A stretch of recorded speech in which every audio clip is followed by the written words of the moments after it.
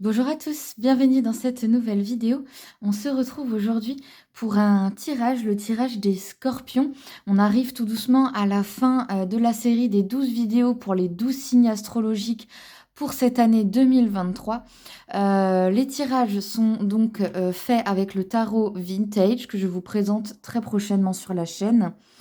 On a fait un tirage en 4 cartes et on va continuer dans cet élan-là. Donc le tirage est à chaque fois le même pour tous les signes astro. Si vous êtes du coup du signe astro du scorpion, le tirage est pour vous. Si vous êtes ascendant scorpion, ce tirage peut être un complément à celui qui correspond à votre signe astrologique, d'accord? Donc ce sera plutôt une deuxième vidéo à regarder. Voilà. On va tout de suite commencer du coup avec la première carte qui va nous dire ce que vous laissez derrière vous les scorpions. On parle là de l'année 2022 pour cette entrée du coup en année 2023. Donc ce que vous laissez derrière vous.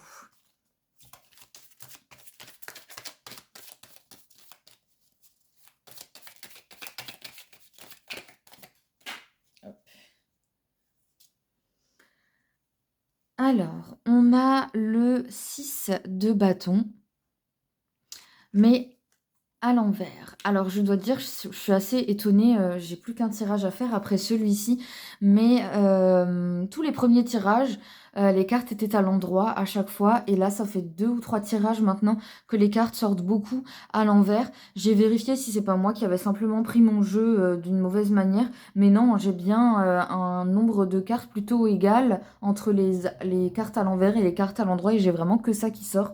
C'est assez impressionnant. Et pourtant, très souvent, le schéma des 4 cartes, quand je les ai devant les yeux, correspond bien. Enfin, il y a vraiment un fil conducteur entre les cartes. Donc voilà. Du coup, pour ce 6 de bâton à l'envers,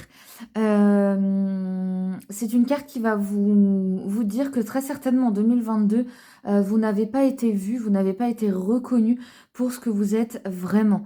Les gens autour de vous n'ont pas forcément pris l'ampleur, en fait, la mesure de l'ampleur de votre travail.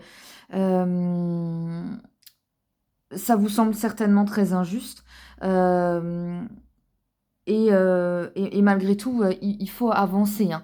Je vous dis ça dans le sens où on n'oublie pas que la carte, c'était ce que vous laissez derrière vous. Donc cette situation-là qui vous est arrivée en 2022 est derrière vous et donc il faut continuer d'avancer là maintenant en 2023, hein. Il faut commencer à penser à passer à autre chose, les scorpions. La leçon de 2022 pour vous les scorpions, qu'elle a été consciente ou non consciente. Si elle est non consciente, évidemment, je vous invite à réfléchir là-dessus.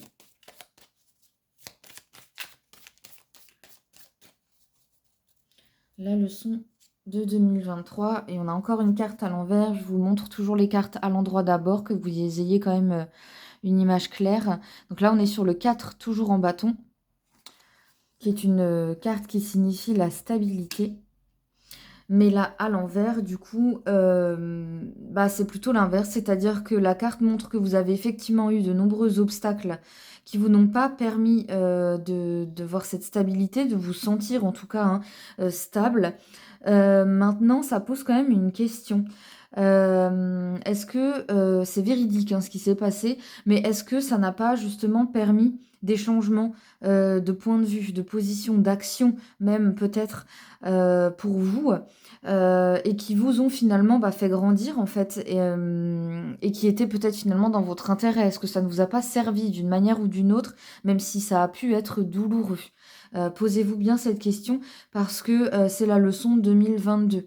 Est-ce que réellement les obstacles ne sont pas finalement source euh, de croissance? Alors, la troisième carte, ça va être de quoi vous avez besoin pour démarrer 2023. De quoi vous avez besoin, les scorpions, pour démarrer 2023. Et je coupe. Et on a encore une carte à l'envers. Le 5 d'épée.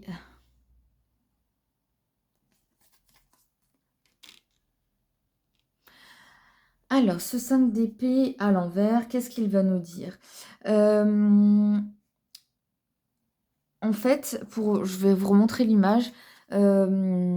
on est sur une fin de bagarre là, un petit peu, vous voyez? Hem il semble que vous n'avez pas envie d'arrêter cette lutte puisqu'elle est à l'envers. Hem Ce qu'il faut que vous compreniez là, c'est que, il y a certaines choses qui ne valent pas la peine de continuer la lutte, d'accord? Cette carte, ce qu'elle vous dit, ce dont vous avez besoin pour démarrer de l'année 2023, c'est d'un compromis, qui est certainement, possible et très sûrement nécessaire, OK? Il y a toujours des solutions, il faut que vous recherchiez ces fameuses solutions qui sont préférables à vouloir vaincre à tout prix. Voilà de quoi vous avez besoin, pour démarrer. Et donc, on va terminer avec la quatrième carte qui est le challenge pour vous en 2023. Un des challenges principaux en tout cas. Une année longue évidemment. Il n'y en a certainement pas qu'un. Certainement du coup que ça aura toujours un lien avec les mêmes sujets là hein, qu'on a exposé jusque-là. Et on va avoir le hiérophante, encore une numéro 5. Et toujours à l'envers. Alors déjà, moi, il y a un truc là qui me vient tout de suite. On a une carte numéro 5, une carte numéro 5. On avait une 6 et une 4. Donc en fait, en termes de numérologie, là, moi, ce que je vois, c'est que vous êtes un peu en train de tourner autour d'un truc, un engrenage, là, quelque chose qui n'avance pas du tout. Et il faut vraiment, vraiment que ça avance hein, pour cette année. Vous pouvez pas rester là-dessus inlassablement.